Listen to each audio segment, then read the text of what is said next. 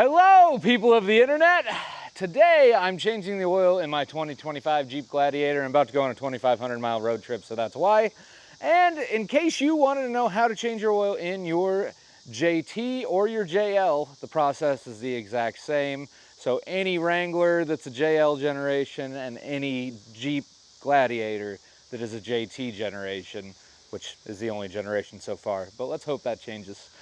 But anyway, I'm going to teach you how to change the oil. Let's get to it. This is what you're going to need. All right, we are going to need a ratchet, some form of a torque wrench. I'm going to use this, an extension, a 6.13 millimeter socket, a 24 millimeter socket, some O-ring picks if you want them. You don't necessarily need them, but it's going to make life a lot easier. I'm using some gloves because nobody wants to eat oil, some paper towels. You can ignore that, that's where my microphone came from. You need your oil filter, a funnel of some sort, and then 5 quarts of oil according to the internet. Although, some may need 6, so pay attention to your actual engine specifications. But anyway, if you need any of this stuff, I'm gonna leave a link down below in the description, and that way you can just click it. I get a little commission off of it, but it really helps the channel out, and it doesn't cost you a dime extra, or a penny. I have an oil catch can here, and I've got myself a creeper over here just because crawling underneath here doesn't seem like a whole lot of fun. But hey, let's get this dang oil change done, huh? All right, first big step, throw your gloves on. So let's do that. All right, gloves are on. So we're gonna go ahead and open our hood up and put the prop down. All right, now I'm going to adjust you guys so you can see exactly what we're looking at. We're going to take a second here to familiarize ourselves with the components of the engine that we're going to need for this oil change. We are going to need this engine oil cap. This is where the engine oil will go in. It tells you the weight that you need, which for this particular model is 0W20. This right here is your oil filter housing cap. You're going to need that 24 millimeter socket and an extension to get down in there. You're also going to need to use your oil dipstick. First, we have to allow some air in, because if we don't do that, it's going to end up causing an issue. Kind of like if you take a straw, dip it in some water, and put your finger over the end of it. We need to allow air in. So what we're going to do is we're going to go ahead and just break that loose there on our oil cap. Then we're going to come in and we're actually going to loosen this up so that way it allows air to get into where the oil filter is. Now, normally I would use shop towels for this, but what we're going to do is I'm just going to come in here, set some paper towels down here, really protect the alternator. That's the important thing. I have my extension, I have my ratchet, and my 24 millimeter socket. I'm going to put that bad boy down on there, and what we're going to do is just go ahead and break that loose. We don't have to unscrew it the whole way right now. We just want to allow air in. There we go. You can really feel once it starts to let up. So now that will allow air in. Now it's time to drain this oil. Let's do it. All right, this is my final warning. My mechanic, Zach, watches the channel, and he stressed that this has to be a 6-point socket, or else you're going to round your bolt down below on your oil pan. So this is your final warning. Get a 6-point socket. I actually didn't have one, so there you go. I'm listening to you, Zach. Listen to the guy who does this professionally.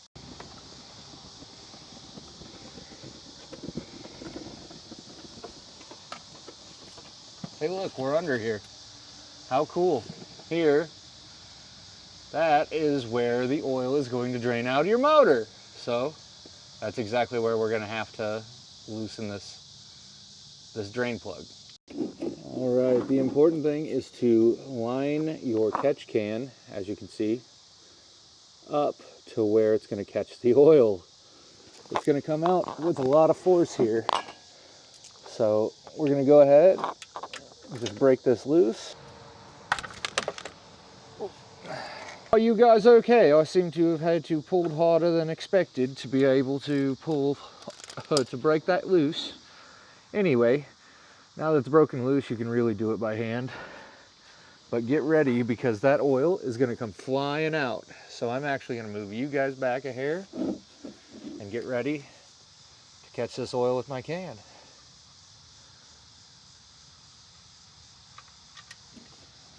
Look at that.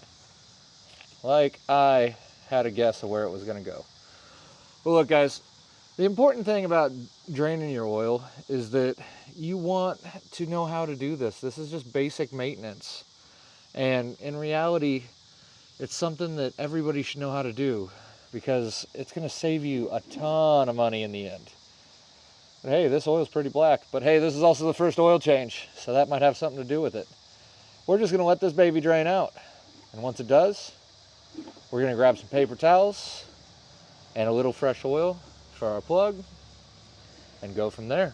So just go ahead and wait until nothing is dripping out of this. All right, it's about done. So I'm gonna let that continue to go and drain. We're gonna come over here. I've got my plug over on my table here. And what I'm gonna do is just go ahead and wipe this bad boy off, because you want to clean this mating surface. There's a little rubber grommet here, and we want that to be able to mate up to the surface so that way there's no oil leaks, because that would be no bueno. So 20 foot-pounds is the recommended torque for the oil drain plug, and we're gonna do it according to factory specs, because if Jeep's watching this and I have a warranty issue, I don't want to fight them. So we've got it set. 20 foot-pounds, 20 foot-pounds, 20 foot-pounds, and now we are going to go ahead and get ready to reinstall our oil plug. So after you have cleaned off your oil plug, you're just going to take a clean finger. This is a new glove. And then you are going to dip it into your oil. Here's your oil plug. You're going to bring it and you're just going to wrap it around here, okay? Just to kind of paint a little bit of fresh oil on this gasket mating surface. All right, let's get back underneath this truck and get this oil drain plug put on. All right, this is down to just a slow drip. So as you can see, we're just gonna go ahead and call that good. What I'm gonna do is I've got my lubed up drain plug. You can see that the mating surface is clean. And what we're gonna do is go ahead and tighten this on here. And remember, this is torqued to 20 foot-pounds. So I'm gonna go ahead and turn my torque wrench on. Let that happen. And it should set to 20. There you go, you hear that? That means we're at 20 foot-pounds. We're good to go. Let's go back up top. All right, so if you remember, we already broke the seal on this. So we're just gonna unscrew it. I've got some paper towel to just kind of get underneath everything, just in case there's any extra oil. Looks like we're good. We're gonna pull this bad boy out and then we're gonna go remove it. All right, this we'll just pull apart. You have to use a little bit of force. Then we have an O-ring here, but let's make sure our filter comes with an extra O-ring, and it does. So we're gonna go ahead and remove this O-ring. So you can either use your hands or use one of these O-ring pick tools like I have. Just get underneath there, pull that one off. Now let's just wipe this down, make sure that we are all the way clean, all the way around. Our mating surfaces are okay. We look okay. I'm going to wipe out the inside of the filter housing just to make sure there's no gunk inside there. Looks like we're good.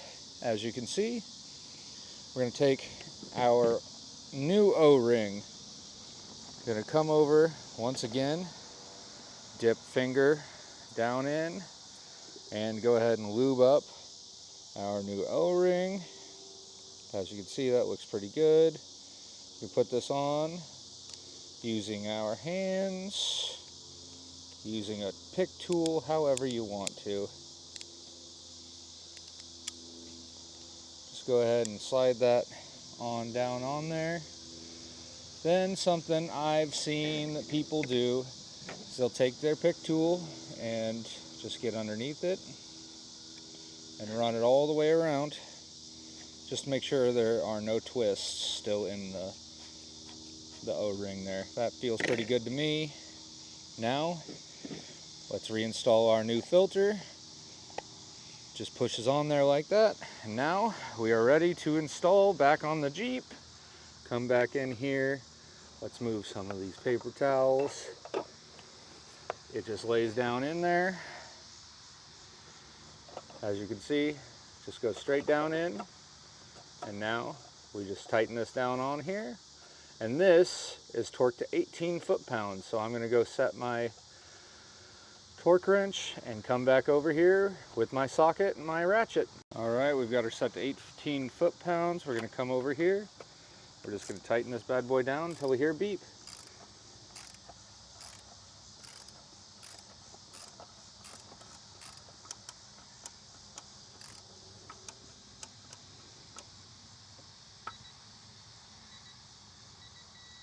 There we go. All right, this is the most important step. Make sure we fill our oil back up. So we're gonna get a funnel. As you can see, it's 0W20. Make sure you are putting the right oil in. I have some Royal Purple, 0W20. So we're gonna go ahead and fill this up. It says it takes 5 quarts, so we're gonna give it the whole 5 quarts. We're gonna go ahead and let this drain completely. As my mechanic says, a Jeep needs every bit of oil it can get. All right, now let's reinstall our cap. So go ahead and take our funnel out, install our engine oil cap, and now we get to start this bad boy and let it lube itself up. Go to our vehicle info, go over to oil life, which is at 72% it says. But we just did an oil change, so we're gonna hold OK to reset, and it reset. Now let's start this bad boy up. We're gonna let it run for just a few seconds, about 30 seconds, and then we're gonna shut the vehicle off. All right, it's been about 30 seconds, shut it off. Then we're gonna let the oil drain back down, and we're gonna come over to our dipstick, and we're gonna check the oil because the internet's not always right on oil capacity. All right, we're gonna pull this out first. We're gonna wipe it off. So there's nothing on there on the hash marks, which if you've never done this before, there's your hash marks. You should be in the hash marks someplace. The bottom part is the empty part. The upper part is it's too full, which is just as dangerous as being too empty. And as you can see, I'm right smack dab in the middle, which is where we want to be. And check it just one more time. Pull it back out, and as you can see, we've got oil on there right to the middle portion, if it'll focus, which is great. That means our oil change is done. So guys, if you learned something today, then hit that like button. If you're looking for more videos on how to fix stuff around your house, things like that, hit the subscribe button. And now it's time for a hard launch. I'm launching a second channel called Nomad's Oath. It's gonna have everything to do with camping and overlanding, fishing, anything outdoors. So if you're interested in that kind of stuff, I would really appreciate it if you go and subscribe. I'm gonna leave a link to that down in the description.